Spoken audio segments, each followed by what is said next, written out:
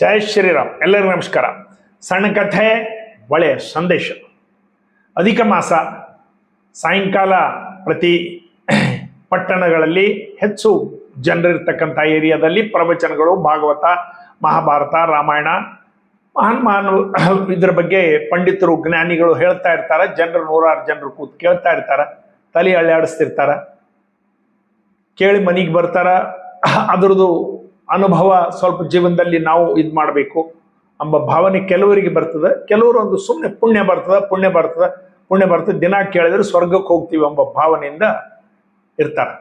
ನಿಜವಾಗಿ ಆಲೋಚನೆ ಮಾಡಿದ್ ನೋಡಿದ್ರೆ ಅದರಲ್ಲಿರ್ತಕ್ಕಂಥ ಮಾರಲ್ಸ್, ಅದರಲ್ಲಿರ್ತಕ್ಕಂಥ ನೈತಿಕತೆ, ಅದರಲ್ಲಿರ್ತಕ್ಕಂಥ ನೀತಿ, ಅದು ಏನು ಸಂದೇಶ ಕೊಟ್ಟದು ಅದು ನಮ್ಮ ಜೀವನದಲ್ಲಿ ಕಾಣಿಸ್ಬೇಕು. ಅವಾಗೇ ನಾವು ಭಾಗವತ ಕೇಳಿದ್ದು, ಅವಾಗೇ ನಾವು ಮಹಾಭಾರತ ಕೇಳಿದ್ದು ಲಾಭ.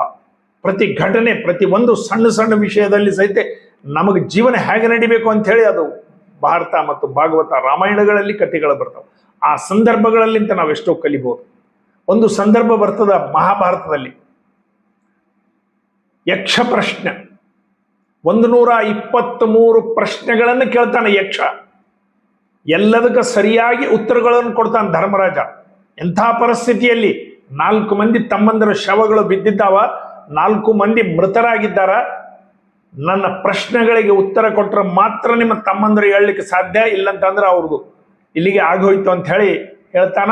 ವಿಚಲಿತ ಆಗ್ಲಾರ್ದಂಗ ಧರ್ಮರಾಜ, ಗಾಬರಿ ಆಗ್ಲಾರ್ದಂಗ ಪ್ರತಿ ಪ್ರಶ್ನೆಗೆ ಉತ್ತರ ಕೊಡ್ತಾನಂತ. ಅದು 123 ಪ್ರಶ್ನೆಗಳಿಗೆ ಉತ್ತರ ಕೊಟ್ಟ ನಂತರ ಯಕ್ಷ ಹೇಳ್ತಾನ, ಯಾರಾದರೂ ಒಬ್ಬ ತಮ್ಮನ್ನ ಜೀವಂತ ಮಾಡ್ತೀನಿ, ಕೇಳು ಯಾರು ಬೇಕು. ತಕ್ಷಣ ಹೇಳ್ತಾನ, ನಕುಲಗೆ ಬೇಕು. ಅವಾಗ ಯಕ್ಷ ಕೇಳ್ತಾನ, ನಕುಲನ್ ಯಾಕೆ ಕೇಳಿದಿ? ಭೀಮನ ಕೇಳದಿತ್ತು, 1000 ಆನೆಯ ಬಲ, ನಾಳೆ ಮಹಾಭಾರತ ಯುದ್ಧದಲ್ಲಿ ಕೆಲಸಕ್ಕೆ ಬರ್ತಿದ್ದ.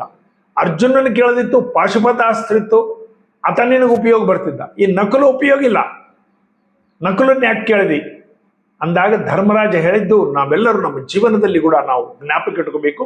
ಪ್ರತಿನಿತ್ಯ ನಮ್ಮ ಜೀವನಕ್ಕೆ ಸಹಿತ ಇದನ್ನು ಅಳವಡಿಸ್ಕೊಳ್ಬೇಕು. ಧರ್ಮ ಹೇಳ್ತಾನ, ನಕುಲ ನಮ್ಮ ಇನ್ನೊಬ್ಬ ತಾಯಿಯ ಮಗ, ಮಾದ್ರಿಯ ಮಗ. ನಮ್ಮ ತಂದೆಗೆ 2 ಹೆಂಡಂದ್ರು. ನಾವು ನಮ್ಮ ತಂದೆ ಯಾಕೆ 2 ಮಾಡಿಕೊಂಡ, ಯಾಕಿದು ಮಾಡಂದ್ರೆ ನಾವು ಇದರಲ್ಲಿ ಹೋಗೋದಿಲ್ಲ. ನಮ್ಮ ತಂದೆಗೆ ನಾವು ಗೌರವ ಮಾಡ್ತೀವಿ. ನಮ್ಮ ತಂದೆಗೆ 2 ಹೆಂಡಂದ್ರು, ಒಬ್ಬ ಹೆಂಡತಿ ಮಕ್ಕಳು, ನಾವು 3 ಜನ, ಇನ್ನೊಬ್ಬ ಮಾದ್ರಿಗೆ ನಕುಲ ಮತ್ತು ಸಹದೇವ.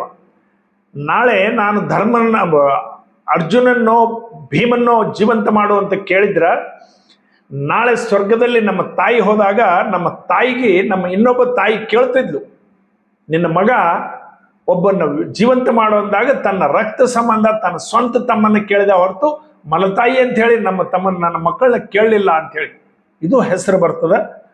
ಕುಂತಿಯ ಪುತ್ರ ಒಬ್ಬರು ಜೀವಂತ ಇದ್ರೆ ಸಾಕು, ಮಾದ್ರಿಯ ಪುತ್ರ ಒಬ್ಬರು ಜೀವಂತ ಇದ್ರೆ ಸಾಕು, ನಾವಿಬ್ಬರು ಜೀವಂತ ಇದ್ದೀವಿ ಎಂಬ ಭಾವನೆ ಅದರಲ್ಲಿ ಆತ ವ್ಯಕ್ತಪಡಿಸಿದ ಧರ್ಮರಾಜ.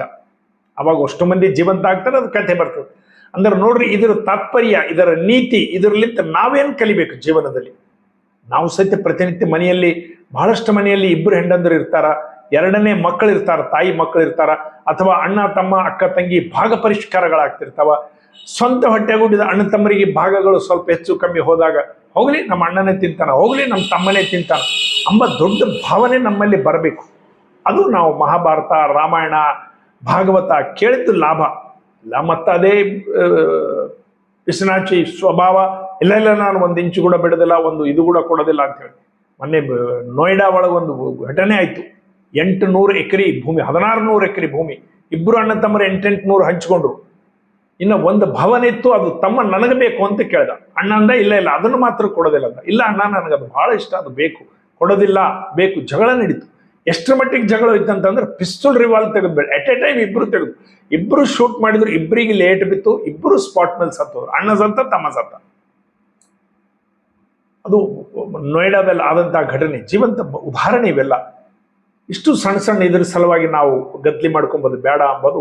ಇದರಲ್ಲಿಂದ ನಾವು ಪಾಠ ಕಲಿಬೇಕು. ಧರ್ಮರಾಜನ ನೀತಿ ನಾವಿಲ್ಲಿ ಕಲಿತು ನಮ್ಮ ನಿತ್ಯ ಜೀವನದಲ್ಲಿ ಸಹಿತ ನಾವು ಎಲ್ಲರ ಜೊತೆಗೆ ಸಮಾನವಾಗಿರ್ತಕ್ಕಂಥ ಭಾವನೆಯನ್ನು ಬೆಳೆಸ್ಕೋಬೇಕು. ಮನೆಯಲ್ಲಿ ತಾಯಿ, ತಂದೆ, ಅಣ್ಣ, ತಮ್ಮ, ಅಕ್ಕ, ತಮ್ಮ ಈ ಸಂಬಂಧಗಳನ್ನು ಸರಿಯಾಗಿ ಇಟ್ಕೋಲಿಕ್ಕೆ ಪ್ರಯತ್ನ ಮಾಡಬೇಕು. ಎಂಥ ಪರಿಸ್ಥಿತಿ ಬಂದರೂ ಕೂಡ ನಮ್ಮಲಿಂದ ಅನ್ಯಾಯ ಆಗಬಾರ್ದು ಇನ್ನೊಬ್ರಿಗೆ, ನಮ್ಮಲಿಂದ ಒಬ್ರಿಗೆ ಅರೇ ಹಿಂಗೆ ಮಾಡಿದ ಅಂತ ಬಟ್ಟು ತೋರಿಸ್ಕೋಬಾರ್ದು. ಇದು ಆ ಮಹಾಭಾರತ ಘಟನೆಯಿಂದ ನಾವು ಪಾಠ ಕಲಿಬೇಕು. ಮಹಾಭಾರತದಲ್ಲಿ ಇನ್ನೊಂದು ಘಟನೆ ಭಾಗವತದಲ್ಲಿ ಬರ್ತದೆ.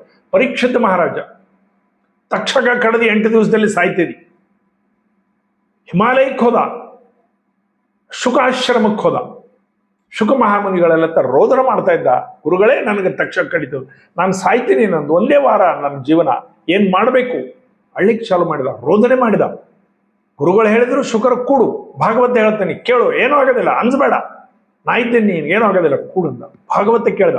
8 ದಿವಸ ಭಾಗವತ ಕೇಳ್ದ. 8ನೇ ದಿವಸ ಎದ್ದು ನಿಂತ, ಪರೀಕ್ಷತೆ ಎದ್ದು ನಿಂತ.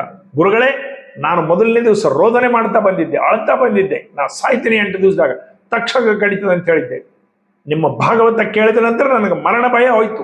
ಬರಲಿ ತಕ್ಷಕ, ಕಡಿಲಿ, ಹೋಗ್ಲಿ ಶರೀರ, ಆತ್ಮಕ್ಕೆ ಅಮರದ, ನನಗೆ ಅಂಜಿಕಿಲ್ಲ, ಶರೀರದ ಮೋಹ ಇಲ್ಲ, ಹೋಗ್ಬಿಟ್ಟಿತ್ತು, ಬರಲಿ ತಕ್ಷಕ, ಕಡಿಲಿ. ನೋಡ್ರಿ, ಎದ್ದು ನಿಂತ ಪರೀಕ್ಷಿತ. ಭಾಗವತದ ಲಾಭ ಆಯ್ತು.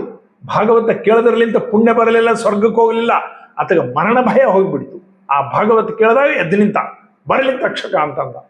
ಇದು ನಾವು ಸಹಿತ ಕೇಳಿದಾಗ ನಮಗೂ ಆ ಭಾಗವತ ಕೇಳಿದಾಗ ಲಾಭ ಆಗ್ಬೇಕು. ನಮಗೂ ಆ ಭಾಗವತದಿಂದ ನಮ್ಮ ಮನಸ್ಸಿನ ಮೇಲೆ ಸ್ವಲ್ಪ ಪ್ರಭಾವ ಆಗ್ಬೇಕು.